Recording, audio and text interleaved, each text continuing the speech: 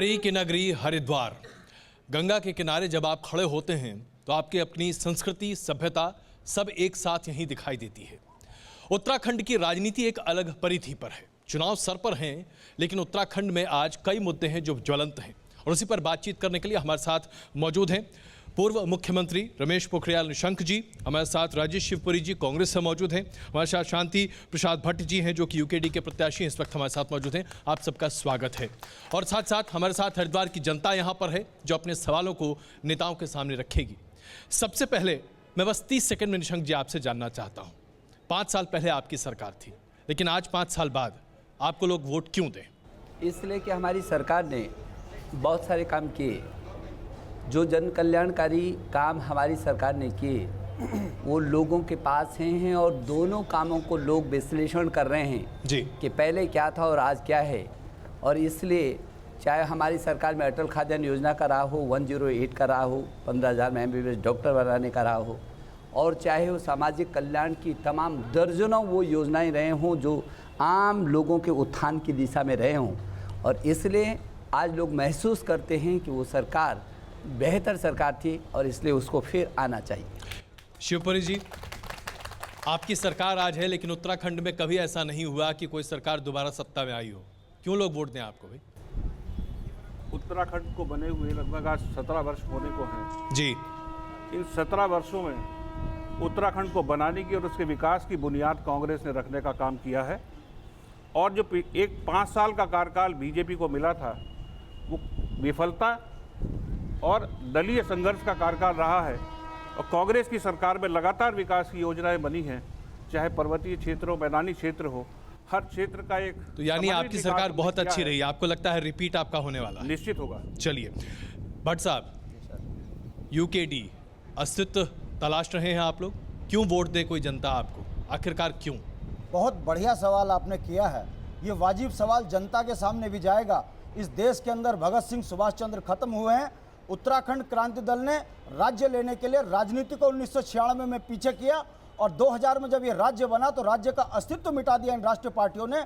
और आपका जो सवाल है कि हमारा अस्तित्व खत्म है, मैं आपको बता दूं, इस देश के अंदर ईमानदार लोगों की जनसंख्या बहुत कम हो चुकी है। हम आज भी संघर्ष कर रहे हैं, मुद्दे आज भी हमारे पास हैं। जल जंगल जमीन से लेकर परिसंपत्ति तमाम चीजों पर हम लड़ रहे हैं। जिस दिन जनता का हमें मत मिल जाएगा, आपको भाजपा कांग्रेस का। मैं जरा आप तीनों के सामने एक महत्वपूर्ण सवाल रखना चाहता हूं। जी बोलिए। आज भी उत्तराखंड के पास स्थायी राजधानी नहीं है।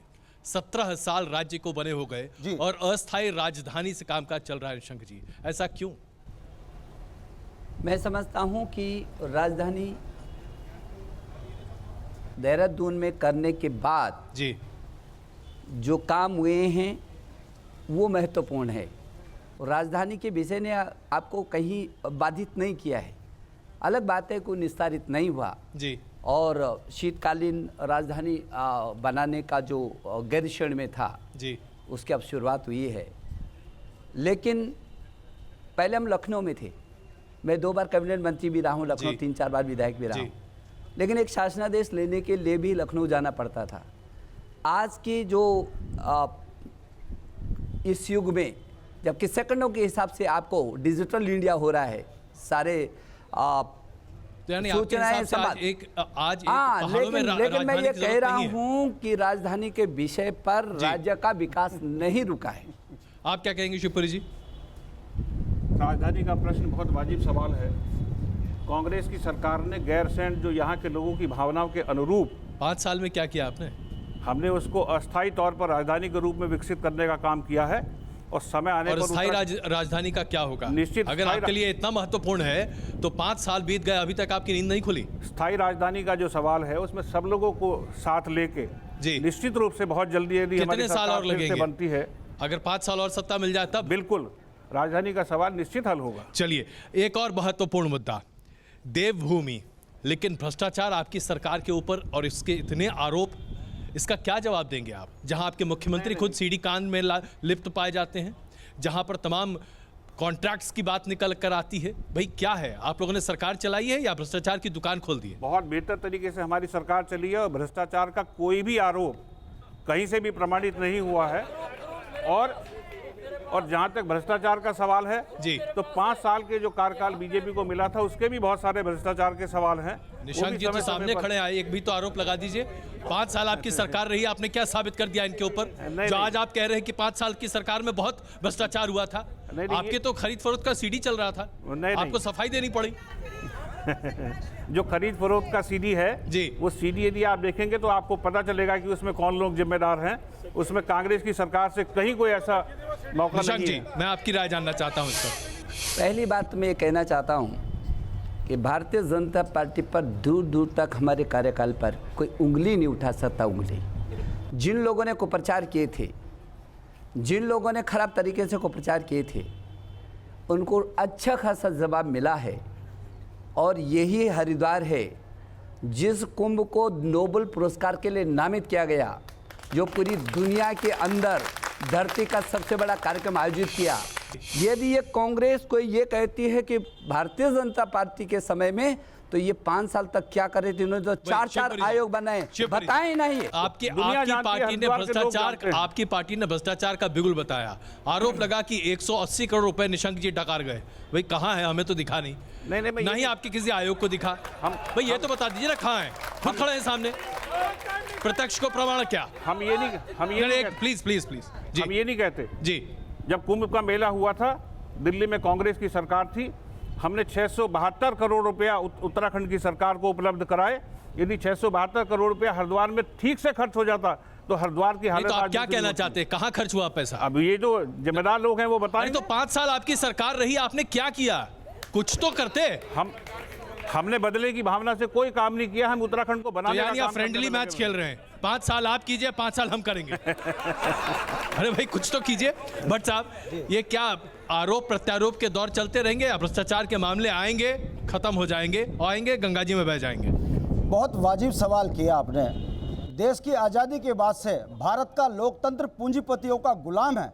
और उसका मैं उदाहरण आपको यहाँ दे दूं कि दोनों राष्ट्रीय पार्टियां 16 साल से उत्तराखंड में राज कर रही हैं। जो सवाल आपने यहाँ किया है वो सवाल सदन में जब इनसे किया जाता है तो दोनों पार्टियां मैच फिक्स करके 350 घोटालों पे चुप हो जाती हैं, सदन पे बात नहीं करती। तो मैच फिक्सिंग कौन जो करता है? कांग्रेस भाजपा कर रही है, और बीजेपी कांग्रेस, कर रही है। आपके भाजपा सामने और दोनों है। कांग्रेस दोनों पार्टियां। और मैं दावे मैं के चला साथ जनता कहता के हूं बीच में चलता हूं। 192 फाइलें हमारे पास। अब हरिद्वार को एक पवित्र नगरी समझा जाता है। शराबबंदी की हम मांग करते हैं, पूरा उत्तराखंड में कहीं शराबबंदी नहीं होती।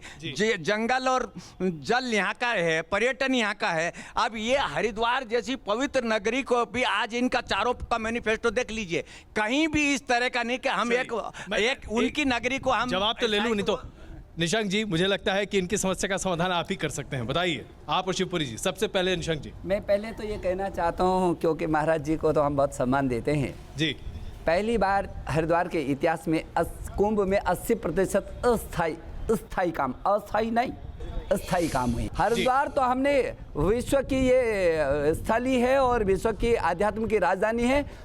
हरिद्वार को जो मॉडल हमने किया, संस्कृत नगरी बनाया और हरिद्वार में जिस तरीके से काम किया, केवल और केवल हमने ही काम किया है और अभी भी करेंगे। और तो कोई हम ही सवाल करेंगे। लेते हैं जी।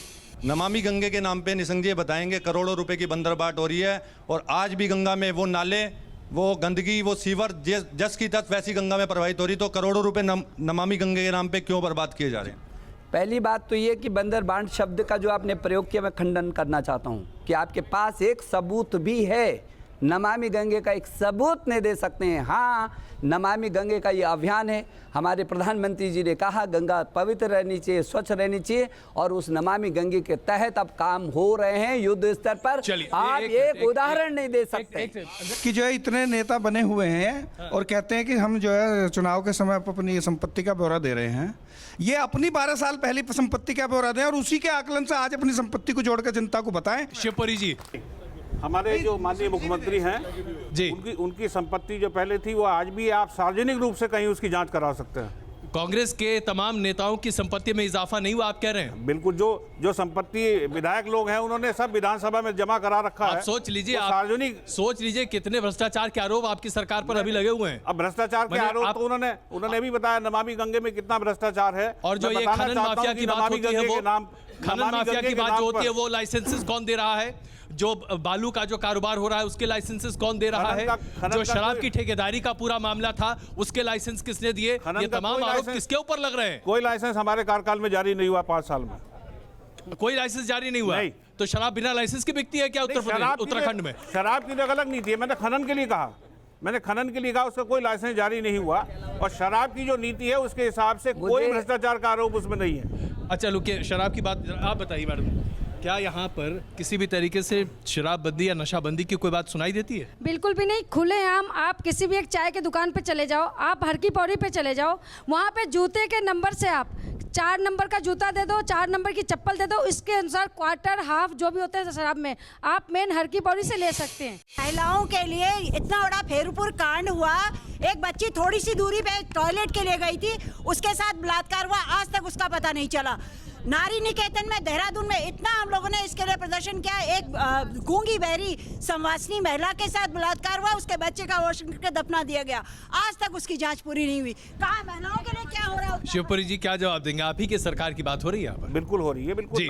देखिए, उत्तराखंड राज्य नारियों के संघर्ष से राज्य बना है, और जो नारी निकेतन में जो हुआ था उसके जो जिम्मेदार लोग हैं उनके ऊपर, उनके खिलाफ कार्रवाई भी हुई है। नारी पर अत्याचार मोदी सरकार वो संघर्ष के समय आपकी पार्टी के बड़े संख्या में महिलाएं सामने थीं, आज वो अपने आप को सुरक्षित महसूस करती हैं? उत्तराखंड की स्थिति इतनी खराब है, प्रतिवर्ष का अगर सरकारी आंकड़ा देखिए तो 70 से 75 लड़कियां हमारे यहाँ से हर साल गायब हो रही हैं, और सरकारी आंकड़ों में यह हालत है कि डीजीपी का दबाव रहता है कि कोई भी रिपोर्ट इस तरह की सार्वजनिक ना हो जिससे जनता के बीच में असंतोष उभरे, तो वो आज भी रिकॉर्ड जो है निकल नहीं रहा है।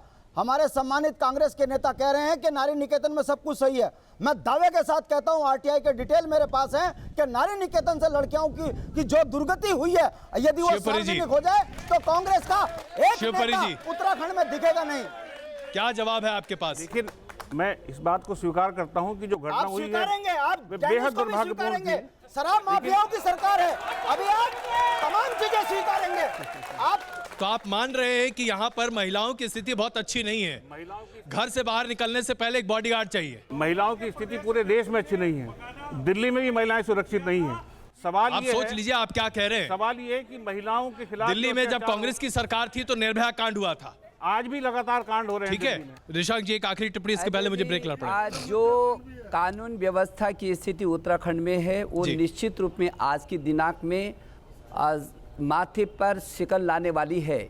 भारतीय अपराध अनुसंधान ब्यूरो ने जो रिपोर्ट दी है वो रिपोर्ट ये कहती है कि उत्तराखंड देश का पहला राज्य है जिसपे महिलाओं पर, बच्चों पर, अनुसूचित जाति पर एक ही साल में 59% अपराध बढ़ गया है। महिलाओं पर अत्याचार हो चाहे कानून व्यवस्था का सवाल हो, मैं ये मानता हूं कि पूरे देश में सुरक्षित राज्यों में उत्तराखंड है। ये आप लोग मानते हैं इस बात को कि आखिरकार उत्तराखंड की राजनीति किस दिशा में जाएगी, क्योंकि लोग तय करेंगे। लोकतंत्र का ये महापर्व हमारे सामने है। आइए जरा सबसे पहले लोगों से पूछना शुरू करते हैं। जी बताइए। माँ गंगा की अमृत नगरी है, ये सब परिवार सारा संसार जानता है, मगर सर यहाँ पे मैंने देखा है कांग्रेस की भ्रष्ट सरकार चल रही है जिसने नशाखोरी, शराबखोरी और खनन माफिया, इतना सब कुछ होने पे कुछ नहीं कार्य करा।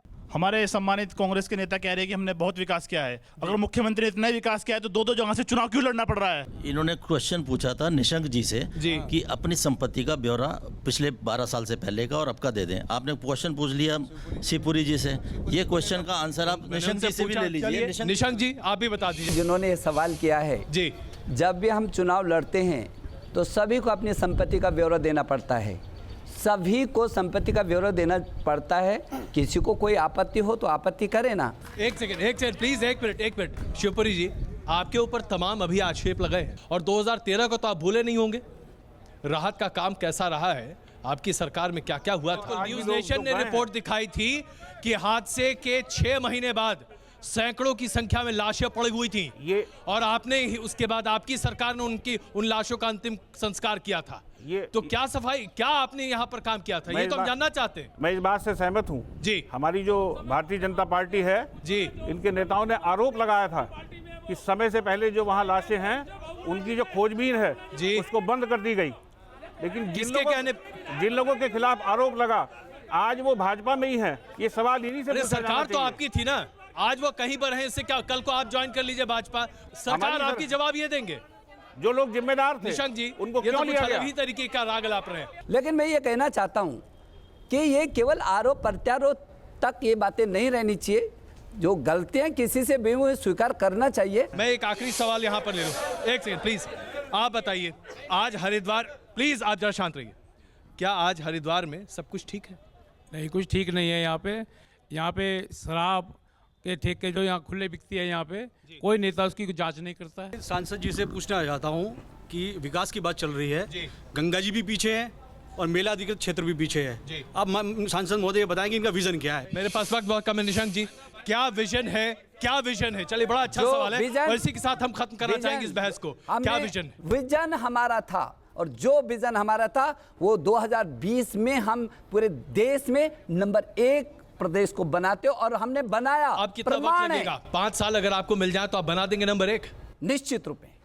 शिव, एक सेकंड प्लीज, आप चुप रहिए। शिवपुरी जी, 5 साल आपको मिल चुके, 5 साल और मिल जाएंगे तो आप क्या बना देंगे उत्तराखंड को? हम अगले 5 साल में जी जो उत्तराखंड राज्य को बनाने का सपना था उसको पूरा करने का काम करेंगे। मतलब अभी तक बना नहीं है क्या? बिल्कुल बना है, लेकिन जो उसमें कमियां रही, अभी बहुत सारे काम बकाया हैं जी। बीच में 5 साल जो बीजेपी को मिला उसकी वजह से बहुत नुकसान हुआ है, उसको चलिए, पूरा तो वो करने का काम नुकसान हम की भरपाई करेंगे। अगले 5 साल में और आप करेंगे? बिल्कुल करेंगे। आप क्या करेंगे भट्ट साहब? सर, मैं जी। बता दूं, उत्तराखंड की जो मांग हुई थी, भारत का पूरा प्राण उत्तराखंड में बसता है। जो समरसता थी इन 16 सालों में भ्रष्ट राजनीति ने खत्म कर दी है। यहाँ के नौजवानों को, बुजुर्गों को अब एक बार चरित्र का पाठ पढ़ाना पड़ेगा। जिस तरह से शराब, भ्रष्टाचार, बेईमानी उत्तराखंड में हो रही है, इसे चरित्रवान बंद उत्तराखंड करने की बात कर रहे हैं, चरित्रवान उत्तराखंड। बहुत धन्यवाद आप सबों का इस चर्चा में शामिल होने के लिए।